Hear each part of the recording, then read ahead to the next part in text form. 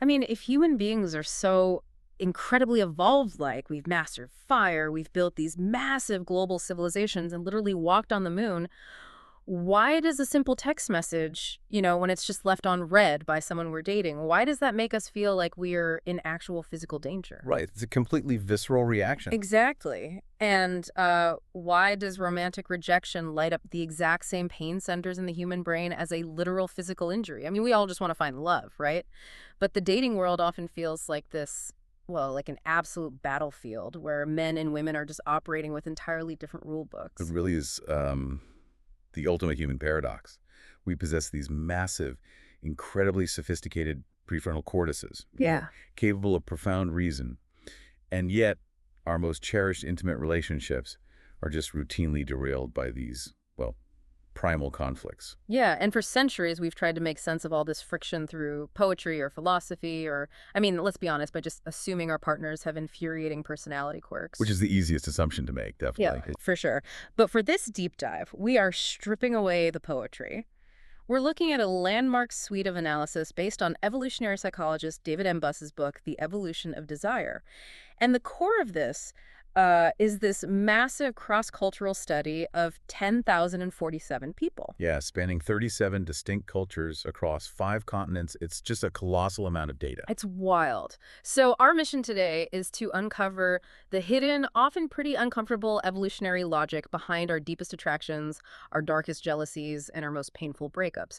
And ultimately, we want to figure out if understanding this, like deep-seated biological programming, can actually help you find harmony in your own relationships. So, okay, let's unpack this. Because to understand the battlefield, we really have to look at the underlying economics of how we even got here. Right. And the foundation of all human mating strategies really comes down to the brutal economics of biology, specifically this concept known as biological asymmetry. Biological asymmetry. Yeah. I mean, most of us are familiar with the basic mechanics of human reproduction, right? But what is rarely discussed is the psychological fallout of those mechanics. We're talking about the massive discrepancy in the minimum obligatory investment. Wait, minimum obligatory investment, like what it costs to actually produce a child. Exactly. The required investment from a male versus a female to produce just a single offspring. So it's the asymmetry in the literal cost of doing business. Precisely. Because for a female in an ancestral environment, the baseline biological cost of reproduction is just staggering. I mean, she produces a finite number of eggs over her entire lifetime. Right. And then fertilization commits her to 9 months of metabolically expensive gestation. And that's followed by years of lactation and intense, highly vulnerable childcare. So the stakes are just incredibly high for her. Unbelievably high. If she makes a poor mating choice, say selecting a mate who offers no protection or maybe carries heavy genetic mutations, the cost isn't just some minor inconvenience. It is literally catastrophic for her and the survival of that child. Wow. Which, I mean, that completely shifts her baseline risk tolerance, right? It's kind of like the difference between investing your entire life savings into a single startup versus buying a handful of cheap lottery Oh, tickets. that's a great way to look at it. Right. Because if you only have one shot to invest your capital, you are going to do a massive, obsessive background check on the CEO, the market conditions, the business plan. You have to be ruthlessly choosy. But if you have infinite lottery tickets, you just play the numbers. You don't, like, analyze the serial number of every single ticket before you buy it. That analogy captures the essence of the evolutionary drive perfectly. Because the minimum biological investment for a male is merely minutes of time and a virtually unlimited supply of sperm. So the ancestral male strategy leans heavily toward risk tolerance and quantity. And so they're playing the lottery. Right. While the ancestral female strategy is that intense background check.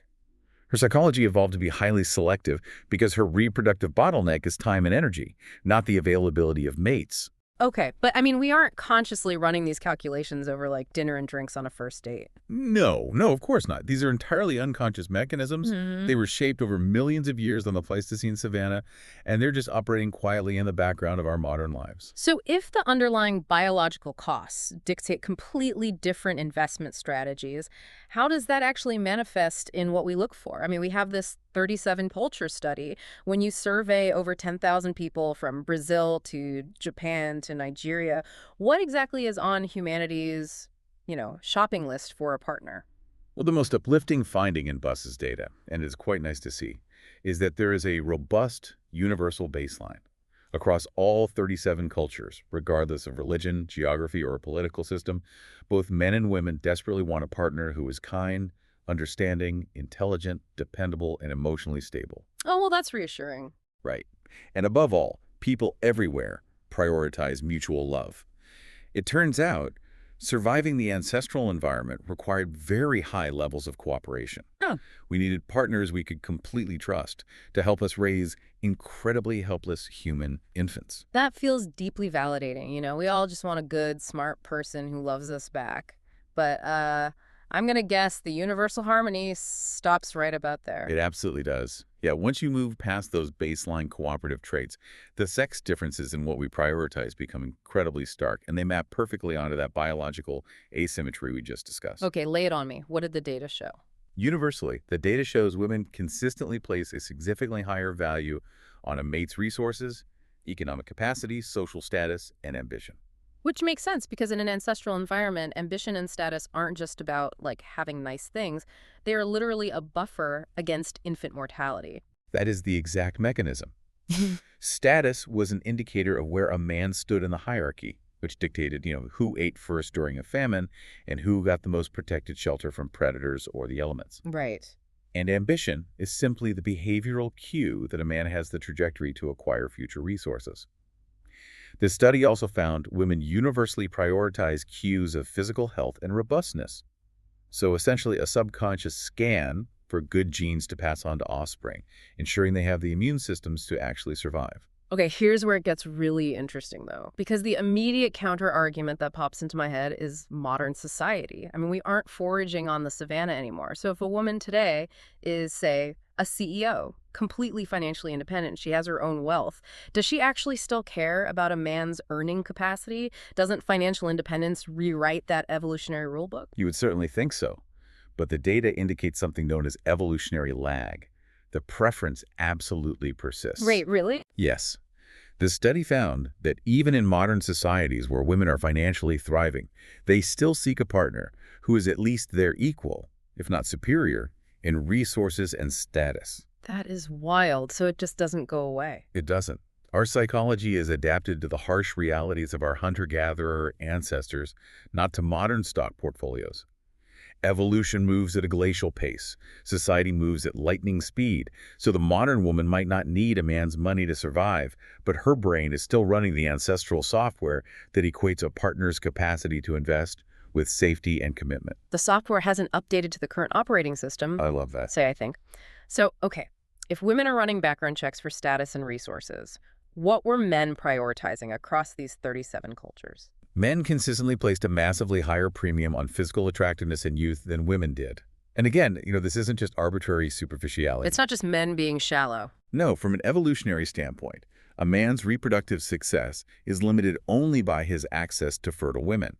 But because fertility cannot be directly observed, you can't just look at someone and know their fertility. Male psychology evolved to be highly attuned to the physical cues associated with youth and health. So, like, a preference for clear skin or facial symmetry or a specific waist-to-hip ratio that isn't just some cultural beauty standard pushed by magazines. It's a literal biological health scan. Precisely.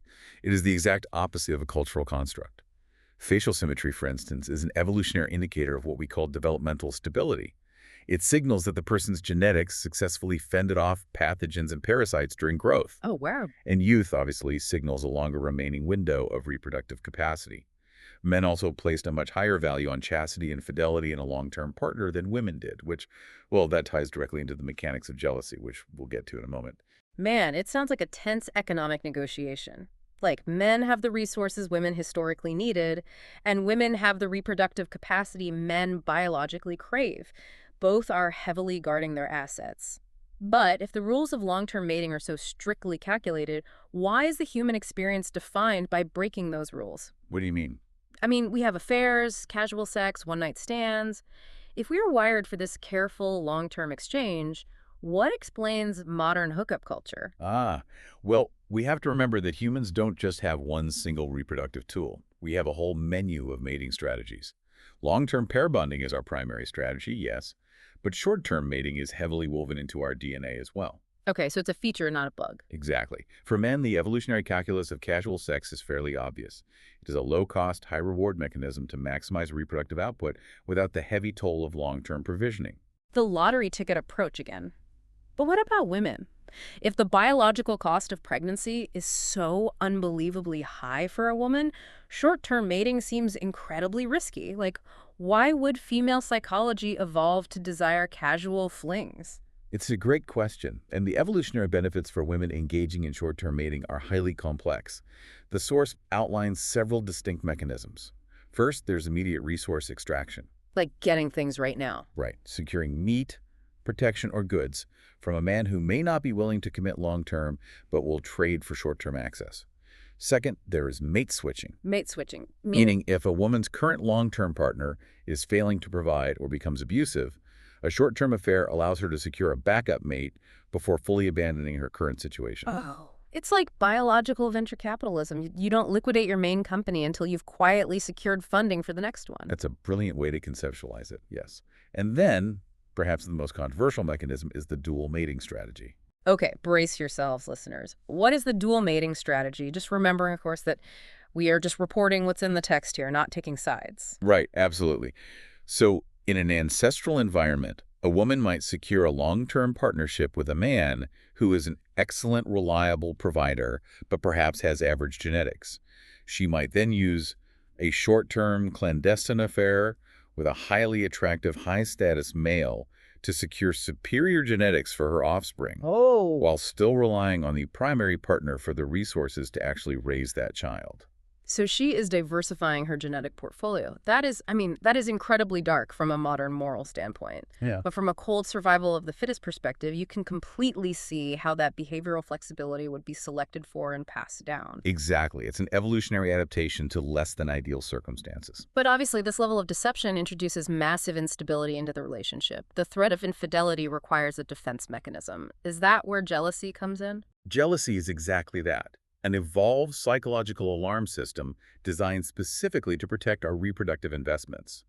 But here is one of the most robust and fascinating findings in all of evolutionary psychology. Okay. While both sexes experience intense jealousy, the primary trigger for that jealousy diverges sharply, and it's based entirely on the specific ancestral threat each sex faced. Because the threats are completely asymmetrical again. Like, a woman always knows maternity is certain, right? If she gives birth, 100% of her genes are in that child. But historically, before 23andMe and DNA testing, a man faced paternity uncertainty. But that is the crux of it. If an ancestral man failed to detect his partner's sexual infidelity, the evolutionary penalty was absolute devastation. Right, because he's raising someone else's kid. Exactly. He would spend decades of his life hunting, protecting, exhausting his metabolic energy to raise another man's child. He's effectively wiping his own genes out of the gene pool while subsidizing a rival's. Because of this massive risk, male psychology evolved to be acutely, fiercely jealous of sexual infidelity. The physical act itself is the catastrophic threat. I totally see the logic there. But okay, a woman knows the child is hers, so sexual infidelity doesn't delight her genetic legacy. What is her biological alarm system scanning for? What triggers her? For an ancestral woman, the most critical threat wasn't someone swapping out her baby. The real threat was the withdrawal of her mate's resources, protection, and commitment. Oh, I see where this is going. Right. So if her partner has a meaningless physical fling, it's painful, yes, but she theoretically still has his protection. However, if he forms a deep emotional attachment, if he falls in love with a rival female, that signals he is going to redirect his time, energy, and resources to the rival and the rival's children. Therefore, female psychology evolved to be far more traumatized by emotional infidelity. This literally reframes every cliché argument about cheating. I mean, think about it. The man gets caught, and his immediate defense is, it meant nothing, it was just a physical thing, genuinely thinking that somehow mitigates the damage? Yes, because in his evolutionary mind, lack of emotion makes it less threatening. Exactly. And the woman is just devastated, saying, but you love her, because to her biological software, his emotional connection is the ultimate death sentence. They are arguing completely past each other, using entirely different evolutionary threat assessments. And that profound disconnect is exactly what makes relationship conflict feel so intractable. We are constantly guarding against entirely different ghosts from our ancestral past. Which naturally leads to the fact that so many relationships eventually break down. I mean, this constant guarding of conflicting goals sounds absolutely exhausting. How does this evolutionary tension play out as we age? Because we aren't static creatures. No, we aren't. It creates an ongoing evolutionary arms race over time. And the source text points out that relationships most frequently destabilize due to a mate value discrepancy. Meaning the balance of power shifts. One person realizes their market value has changed, and they can command a better deal. Essentially, yes. Okay. But the crucial, often really painful factor here is that the trajectory of mate value changes very differently for men and women over time. Because male psychology is so heavily attuned to youth and fertility, a woman's mate value, again, purely from a strict evolutionary standpoint, peaks in her mid-20s and slowly declines as she ages out of her reproductive window. While a man's value is tied to status and resources, which generally take decades to accumulate, so his value is actually climbing while hers is falling. Exactly. That shifting leverage is the root of massive relational instability. In fact, the source text explicitly links this evolutionary shift to the phenomenon of the midlife crisis. Well, really, the midlife crisis is biological. It's highly evolutionary. Think about a man in his 40s or 50s. He may finally possess the wealth and social dominance he entirely lacked in his 20s. He suddenly finds himself capable of attracting the youthful, fertile partners he couldn't access before. His biology urges him to capitalize on this newly acquired mate value to maximize his reproductive output. Hence the absolute cliche of the older, wealthy guy leaving his wife for a 25-year-old. It's not just a cultural trope, it's an evolutionary directive. Wow. But what happens to the woman in midlife in this scenario? Well, according to the text, a woman navigating the decline of her reproductive capacity may become hypervigilant to her partner withdrawing his investment. She may seek outside affairs herself, not necessarily for reproduction, obviously, but for reassurance of her desirability, or as a strategy to secure new resources if she senses her primary mate is looking elsewhere.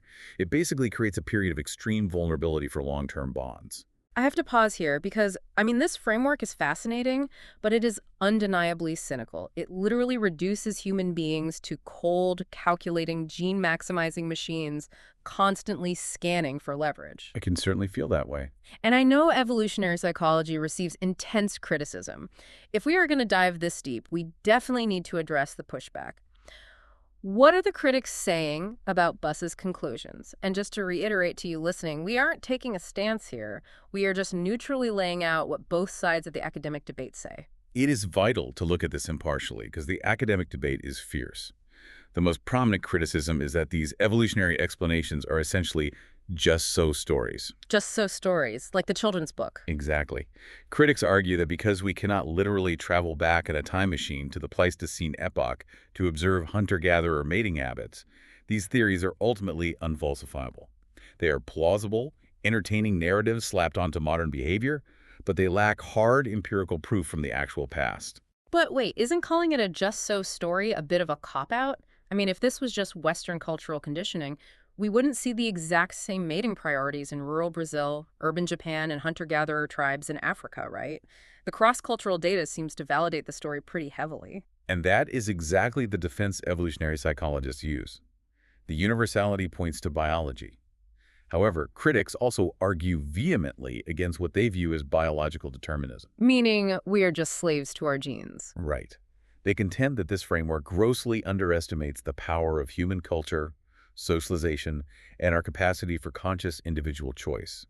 And perhaps the most sensitive critique, which is a major one, is that these theories risk validating and reinforcing harmful gender stereotypes, essentially providing a scientific excuse for men to be promiscuous and women to be overly materialistic. Yeah, that is a highly valid concern. The whole boys will be boys because of evolution. Defense is a very dangerous, slippery slope. But the source text doesn't actually advocate for surrendering to our biology, does it? In fact, it provides a psychological roadmap for how to handle this information responsibly. It does. It outlines two distinct mindsets: the romantic idealist and the evolutionarily aware lover. Okay, let's break those down. What's the romantic idealist? The romantic idealist is the mindset most of us are fed by movies and pop culture. They expect love to be this state of flawless, perpetual harmony. They believe their partner should just intuitively meet all their needs, and when conflict inevitably arises, they view it as a fundamental failure of the relationship. Right. They think conflict means they chose the wrong person. Oh, we fought, the spark is gone, time to bail. But the evolutionarily aware lover takes a radically different approach. They understand that we are walking around with this ancient, clunky hardware. So, what does this all mean for you? Acting as an evolutionarily aware lover means that when your partner reacts with intense jealousy over something you think is completely trivial, or when they communicate their desires differently, you don't take it as a malicious personal attack. Exactly. It fosters profound empathy. When you view your partner's behavior through the lens of evolutionary psychology, you recognize that their fears and desires aren't necessarily character flaws, right? They are echoes of an ancestral survival struggle. You recognize the immense biological baggage we are all carrying around. It just de-escalates the battlefield completely. It's not about you, it's about a million years of natural selection. And what I love about the conclusion of the source text is that despite all this incredibly selfish genetic programming we've talked about, it describes modern monogamous marriage as a crowning achievement of humankind. It truly is a remarkable achievement. When you synthesize everything we've discussed, the biological drive for multiple partners, the hypervigilance of jealousy, the shifting power dynamics of aging, the fact that human beings can forge lifelong, cooperative, deeply supportive partnerships is nothing short of a miracle. It proves that we are not slaves to our biology. We have the software to override the hard drive. We do. We override it through conscious communication, through deliberate compromise, and through the sheer force of commitment. By understanding the primitive roots of our desires, we don't have to surrender to them. We can anticipate them, manage them, and actively choose how to act. It gives us the map to the battlefield. I mean, understanding the unseen forces of desire doesn't doom us to conflict. It actually gives us the power to transcend those ancient instincts and navigate our intimate choices with actual conscious wisdom. Precisely. Knowledge illuminates our blind spots, allowing us to choose our path rather than just being dragged along by our impulses. Exactly. But before we wrap up this deep dive, there is one final, incredibly fascinating puzzle mentioned at the very end of the source text that I want to leave you with. Ah, yes, the mysteries. Right.